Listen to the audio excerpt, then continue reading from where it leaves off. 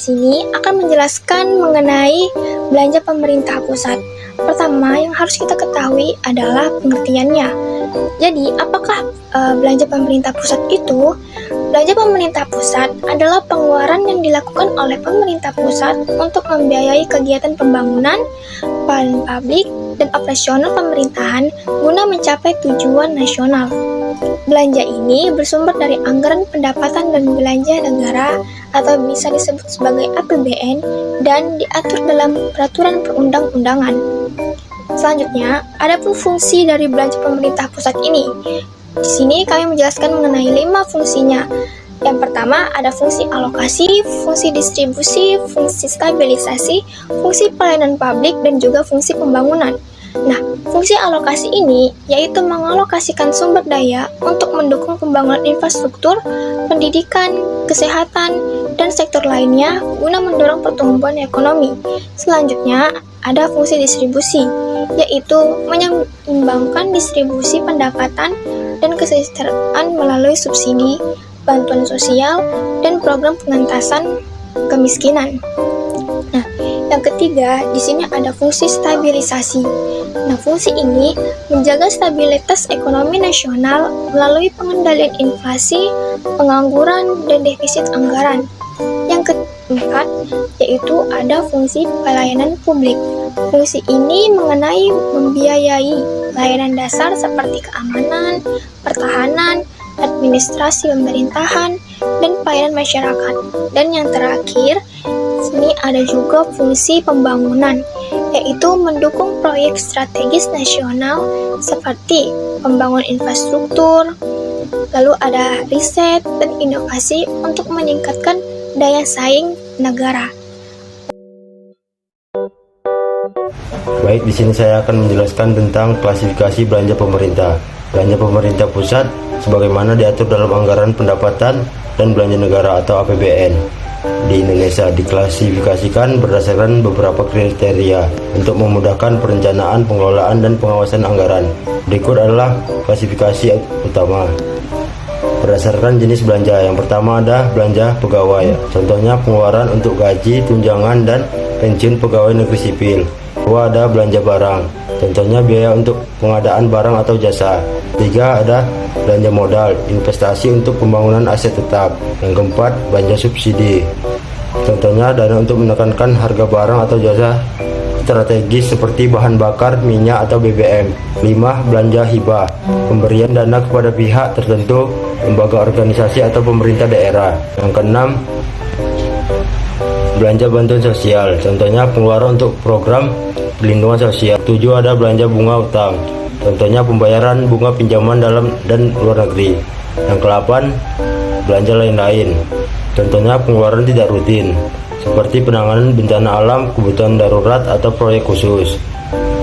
Yang kedua, berdasarkan fungsi. Yang pertama ada pelayanan umum. Contohnya biaya untuk administrasi pemerintahan, keamanan, pertahanan, dan hubungan luar negeri. Yang kedua, ekonomi. Contohnya dukungan untuk pembangunan infrastruktur, pertanian, perdagangan, dan industri. Yang ketiga, pendidikan. Pembiayaan sekolah, beasiswa, dan sarana pendidikan. Yang keempat, kesehatan. Pengadaan fasilitas kesehatan, obat-obatan, vaksinasi, dan program kesehatan masyarakat. Yang kelima, perlindungan sosial. Program bantuan sosial dan jaminan sosial. Yang keenam, lingkungan hidup. Contohnya upaya pelestarian lingkungan dan pengelolaan sumber daya alam. Yang terakhir ada pariwisata. Contohnya budaya dan sektor lain. Promosi pariwisata, pelestarian budaya, serta sektor seperti agama dan hukum. Utang pemerintah adalah kewajiban finansial yang dimiliki oleh pemerintah pusat kepada pihak lain, baik dalam negeri maupun luar negeri, yang timbul akibat penerimaan pinjaman untuk membiayai kebutuhan anggaran, seperti menutup defisit APBN, mendanai proyek pembangunan, atau mengelola likuiditas keuangan negara. Pembayaran bunga utang pemerintah sebagai salah satu komponen belanja dalam anggaran pendapatan dan belanja negara atau APBN memiliki dampak yang signifikan terhadap keuangan negara. Nah, berikut ini akan saya berikan beberapa contoh dari dampak-dampak utamanya. Yang pertama, yaitu adalah mengurangi ruang fiskal. Pembayaran bunga utang merupakan belanja wajib yang harus diprioritaskan untuk menghindari resiko gagal bayar atau default. Yang kedua, meningkatkan tekanan pada defisit anggaran. Jika pembayaran bunga utang meningkat akibat kenaikan suku bunga atau utang baru, defisit APBN dapat melebar karena pendapatan negara tidak selalu cukup untuk menutup belanja tersebut.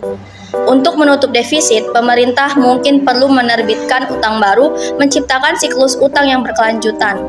Yang ketiga, ada resiko ketergantungan kepada utang. Beban bunga yang tinggi dapat mendorong pemerintah untuk terus mengandalkan pinjaman baru guna membiayai pembayaran bunga utang dan pokok utang yang jatuh tempo, sehingga meningkatkan rasio utang terhadap PDB. Keempat, vulnerabilitas terhadap fluktuasi ekonomi. Pembayaran bunga utang dalam valuta asing, misalnya USD, rentan terhadap pelemahan nilai tukar rupiah. Ini meningkatkan beban pembayaran dalam rupiah. Dampak yang terakhir yaitu dampak pada kepercayaan investor. Pembayaran bunga yang konsisten dan tepat waktu meningkatkan kepercayaan investor terhadap kredibilitas fiskal pemerintah. Selanjutnya adalah definisi dan tujuan subsidi. Yang pertama adalah definisi. Subsidi adalah bantuan keuangan yang diberikan oleh pemerintah kepada individu, kelompok masyarakat ataupun sektor tertentu untuk menekan harga barang ataupun jasa, meningkatkan daya beli, atau mendukung kegiatan ekonomi tertentu. Dalam APBN ataupun anggaran pendapatan dan belanja negara, subsidi merupakan bagian dari belanja pemerintah pusat untuk dialokasikan untuk mengurangi beban masyarakat atau memajukan sektor strategis. Yang selanjutnya adalah tujuan subsidi. Tujuan subsidi ada beberapa, dan yang pertama adalah meningkatkan kesejahteraan masyarakat. Artinya adalah menurunkan biaya hidup dengan membuat barang atau jasa yang esensial seperti BBM, listrik ataupun pupuk lebih terjangkau bagi masyarakat berpenghasilan rendah. Yang kedua adalah mengurangi ketimpangan ekonomi. Artinya dalam mendistribusikan manfaat ekonomi secara lebih merata, terutama untuk kelompok rentan ataupun daerah tertinggal. Yang ketiga adalah mendorong pertumbuhan ekonomi, yang artinya mendukung sektor strategis seperti pertanian, energi ataupun transportasi untuk meningkatkan produktivitas dan daya saing. Yang keempat adalah menjaga stabilitas harga, artinya dalam mengendalikan inflasi dengan menstabilkan harga barang dan jasa penting seperti bahan bakar ataupun pangan. Dan yang terakhir adalah mendukung kebijakan sosial dan lingkungan, artinya mendorong penggunaan energi terbarukan, misalnya subsidi kendaraan listrik, atau melindungi kelompok miskin melalui subsidi sosial.